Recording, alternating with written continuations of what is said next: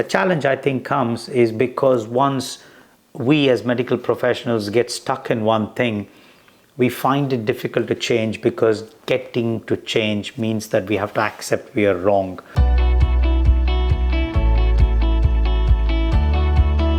Thank you so much again for all the comments and the feedback regarding the videos that I've been making. I'm really delighted and warming my heart that my content is giving so much value and that so many of you have taken the time to actually give me some valuable feedback. There was one particular question I thought I would just sort of answer and maybe comment on and possibly reflect on, and this was from, I think, Victoria 7. So thank you so much, Victoria, for the comment. And you had actually written about why do doctors not recognize the illnesses like Long Covid and CFS and ME? And you make a very pertinent point that the only illnesses that seem diagnosed are the ones that have already been recognized. And you comment on the fact that nobody gives a sort of understanding that science is learning and understanding better every day, and then it is never at a state where it knows everything. And that is a really excellent comment to make, because I completely agree.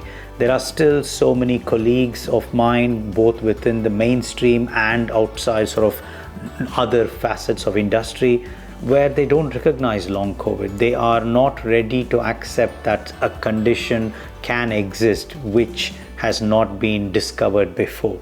And that is the beauty of science. It's always learning. It may never be completely right. And I think I would probably be the first person to say that while I believe that Long Covid is a entity where the nervous and immune system has got disrupted and it's playing out in many parts of the body, it's very possible that science, because it doesn't stay still, it might be that 3 or 4 years later, we do have the advance that actually is able to be much more precise to say what exactly Long Covid is. And at that time, I should be ready to make that change. The challenge, I think, comes is because once we as medical professionals get stuck in one thing, we find it difficult to change, because getting to change means that we have to accept we are wrong. And that's often quite tricky for many of us to do quite quickly. But there are excellent books and there are excellent sort of behavioral science literature to suggest that the best way that we can adapt and learn is to actually be ready and be prepared to be told that we are wrong or we'd have to learn differently and better. So I guess this is more of a comment rather than any kind of extra information. So thank you, Victoria, again for this very insightful comment about science and about how we as medical professionals adopt and take in new practices, new conditions, new treatments, new procedures. So thank you for listening to me, and I'll see you in the next video.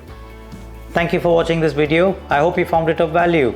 So don't forget to like this video and subscribe to this channel and click on the bell button to be notified when the next video comes along.